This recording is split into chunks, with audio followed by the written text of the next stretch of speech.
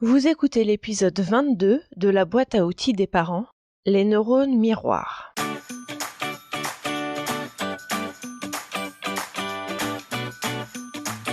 Bonjour, je suis Juliette Cerceau, je suis coach de vie et coach parental.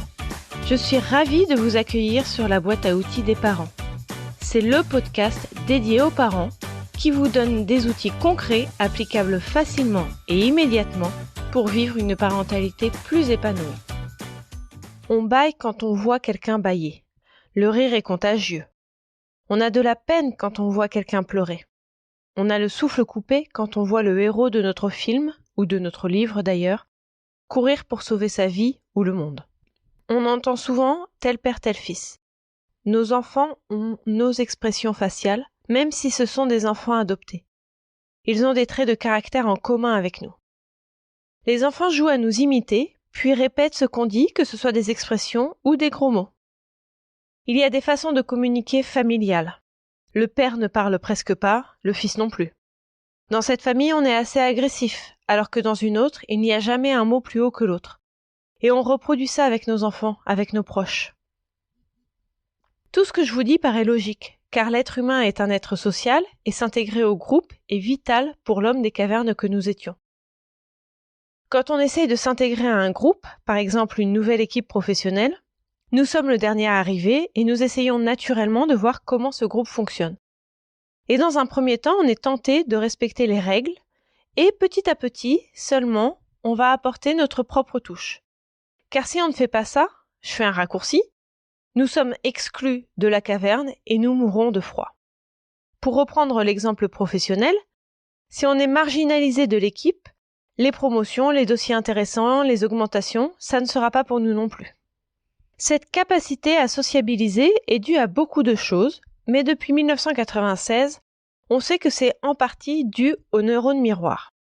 Aujourd'hui, on ne sait pas quelle est la part des neurones miroirs dans les comportements que je viens de vous décrire, mais on pense, quand je dis on, je parle de l'état de la science, qu'ils jouent un rôle très très important. Donc déjà, qu'est-ce que c'est les neurones miroirs ? Les neurones miroirs ont été découverts en 1996 par un groupe de chercheurs italiens mené par le neurologue Giacomo Rizzolatti, qui travaille à l'université de Parme. Ils ont découvert que dans le cerveau des primates, c'était des chimpanzés, un certain nombre de neurones s'activaient quand le primate faisait une action, mais aussi quand il regardait un autre primate faire la même action. C'était donc les mêmes neurones qui s'activaient. Ça veut dire que faire ou voir faire active la même zone de notre cerveau. Le docteur Rizzolatti en a conclu que, je cite, « Nous sommes des êtres sociaux, notre survie dépend de notre compréhension des actions, des intentions et des émotions des autres. Les neurones miroirs nous permettent de comprendre l'esprit des autres, non seulement par le raisonnement conceptuel, mais aussi par l'imitation. » Fin de la citation.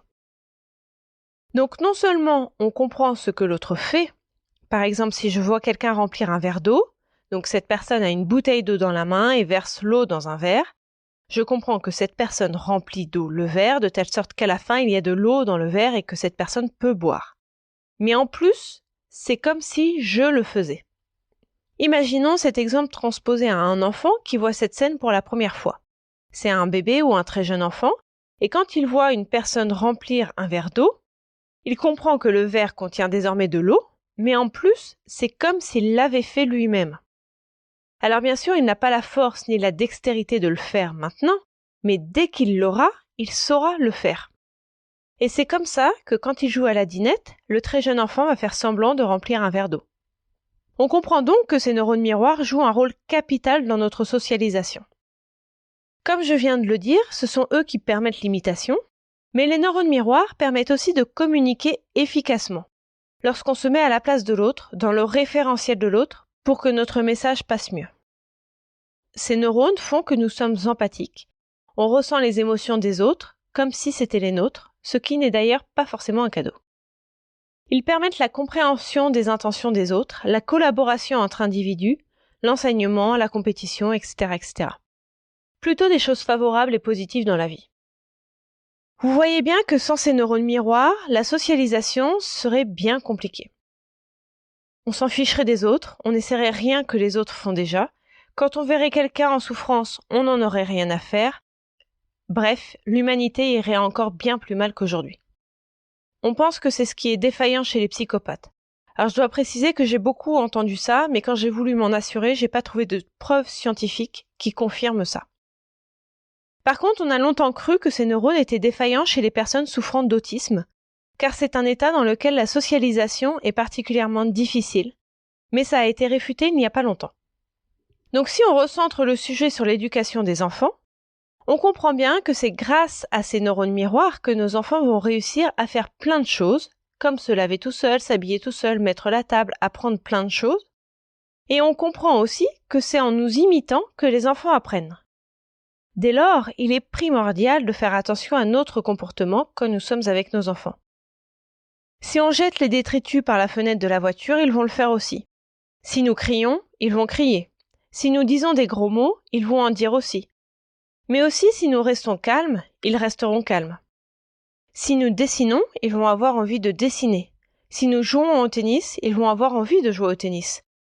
S'ils voient les copains jouer au foot, ils vont avoir envie de jouer au foot. Car oui, ces neurones miroirs fonctionnent avec tout le monde, pas qu'avec les parents. Donc s'ils voient quelqu'un avoir un comportement dans la cour de l'école, dans la rue ou à la télé, ils vont aussi le reproduire.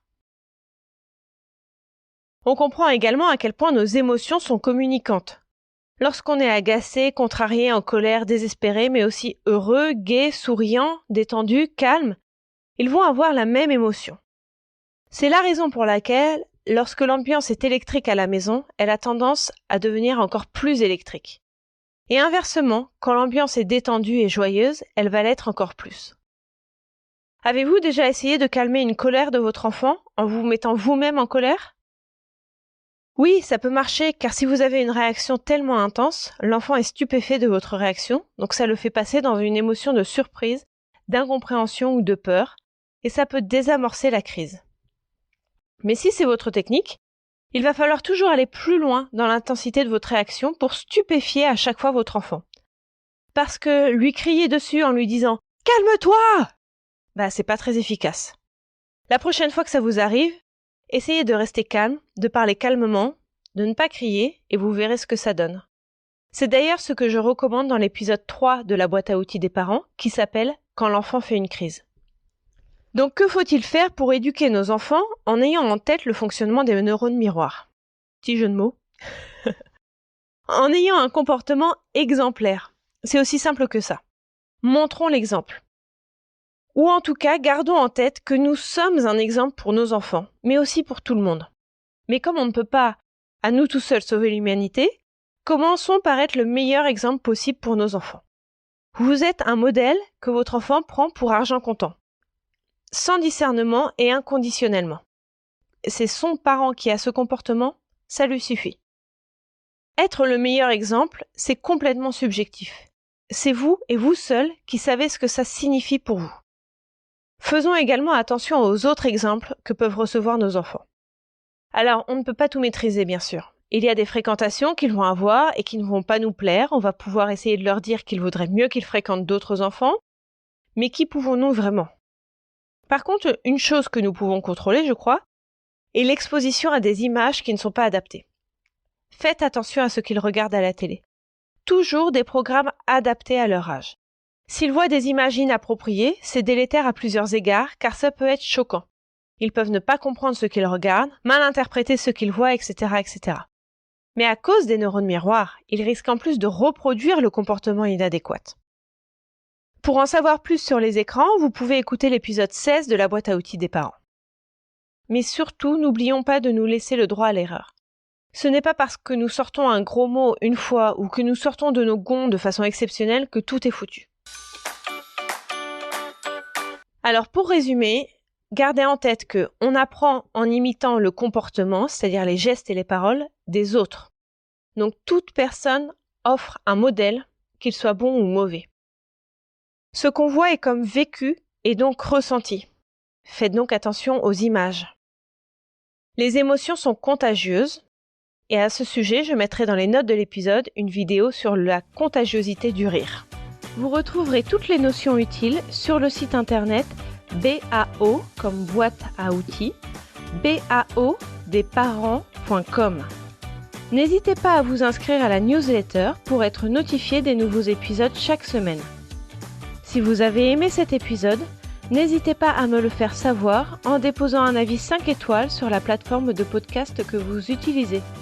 C'est le meilleur moyen de me soutenir et de permettre à d'autres auditeurs de trouver ce podcast plus facilement. Vous pouvez aussi me suivre sur Instagram sur le compte BAO des parents et j'ai également une page Facebook qui s'appelle La boîte à outils des parents.